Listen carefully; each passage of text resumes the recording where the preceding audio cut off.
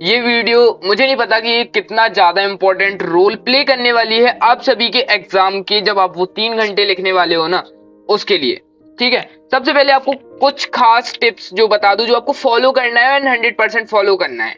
Okay, and आप सभी के तरीके भी बता देता हूँ। 2 टाइप्स के बच्चे होते हैं जो कॉपी को किस तरीके से लिखते हैं। अगर आप पता, इतना ज्यादा इफेक्ट पड़ता है आपकी कॉपी लिखने के तरीके से कि अगर मैं आपको यहाँ पर क्लियर कर देता हूँ।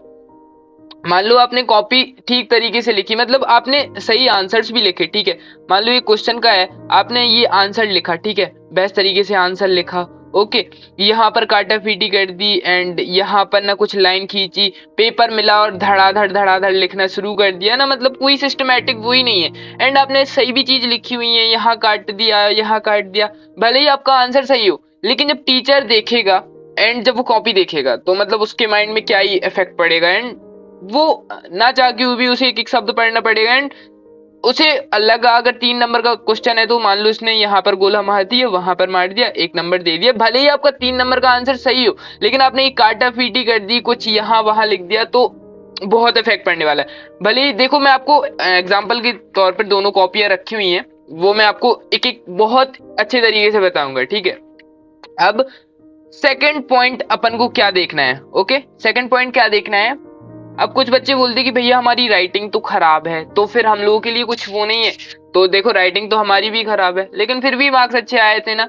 तो वो क्या टिप्स रहती हैं जो आपको फॉलो करना होता है। देखो, आपने कोई भी आंसर लिखा, ठीक है, यहां से आपको विद कॉपी के साथ बताएंगे, उसमें 1 1 पेन का यानी कि 1 1 फिंगर का गैप देते जाना है। ओके, तो उससे बहुत ज्यादा अच्छा इफेक्ट पड़ेगा। और जहां मान लो गलत, तो गलतियां तो होती हैं, जैसे यहाँ पर अगर अपन लोग कुछ भी चीज उठाकर देखें, मान लो यहाँ पर ये चीज अपन से गलत हुई, तो सिंपल ये कैसा कर देना। अब ऐसा नहीं कि बिल्कुल ऐसे ऐसे ऐसे ऐसे पूरा खेत मचा दिया कि टीचर को कहीं दिख ना जाए कि हमने गलत कर दिया था। यार तुम पहले ही हाईलाइट कर रहे हो उस चीज को, कैसे ही क्या होगा।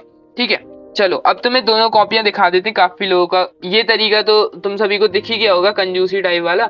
तो ऐसे तो कभी लिखना नहीं यार। ठीक है, कि अपन को क्वेश्चन पेपर मिला और इसी पेज से चालू कर दिया।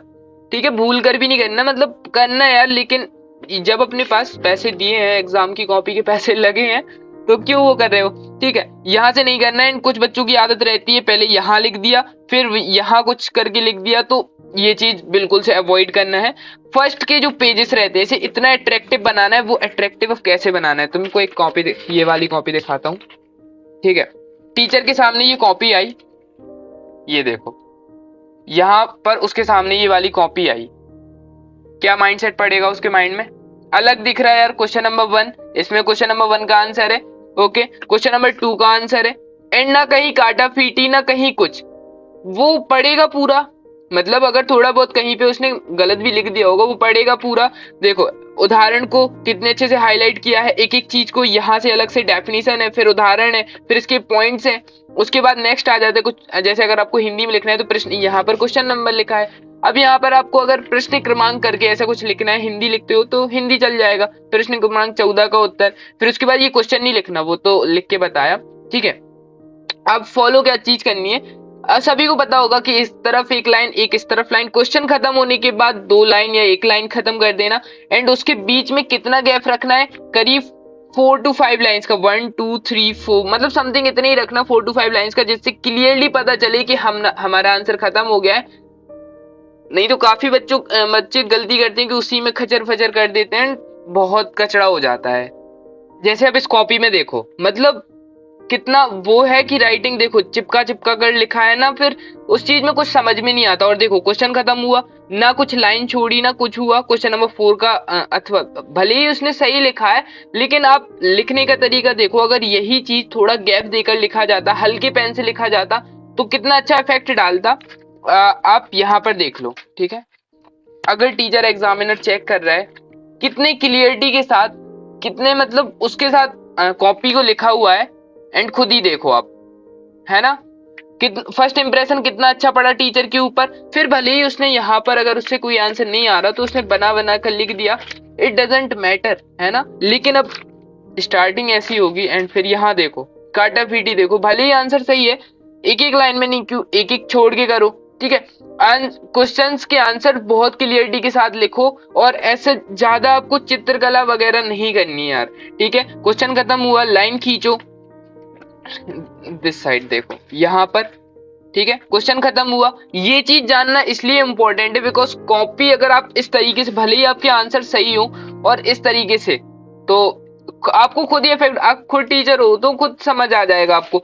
अब ये तो जहां तक ऑब्जेक्टिव की बात रही, अगर ये ही बच्चा अगर बड़े आंसर लिखे, इसमें अभी है तो नहीं, यहाँ पर देखो, मतलब देखो कोई टीचर कैसे ही पढ़ेगा। यहाँ पर अब जो उसने लिखा है, अब ये समझ में नहीं आ रहा 7 लिखा है 9 लिखा है ना। अब जैसे यहाँ पर 7 है तो वो टीचर हाँ चलो मान जाएगा कि यार चलो 7 है, लेकिन यही चीज अब देखो, गलती आप खुद देखो एंड खुद पकड़ सकते हो, एंड यही चीज को सुधारना है। और अगर इस चीज की प्रैक्टिस करनी है तो एक काम करना, ये ऐसे ऐसे कॉपी आपको 10 रुपए समथिंग में मिल जाएंगी, तो बाजार से ले आना इतनी सारी, मतलब 10 20 50 ले आना, जितनी भी आपको मिल जाए।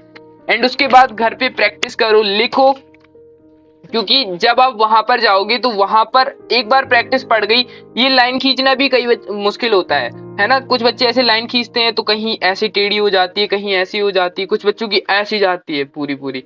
तो ये चीज बहुत अच्छे करना है, स्टार्टिंग के 2 से 3 पेज बहुत क्लियरिटी से करना।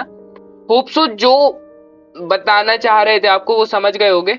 एंड चलो वीडियो लाइक कर देना और शेयर जरूर कर देना, और सभी फ्रेंड्स के पास फैला दो कि इन चीजों का खास ध्यान रखना है।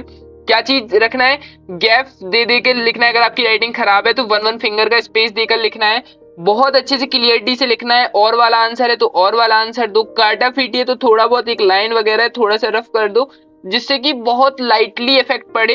ओके, एंड उसके बाद हर हेडिंग को हाईलाइट्स करो, ठीक है। क्वेश्चन खत्म होने के बाद गैप्स ब्रेक करो, और यही चीज अगर फॉलो करके आपके 110% 10 to 15 to 20 नंबर्स इंक्रीज करा सकते हैं, ये गारंटीड है ना।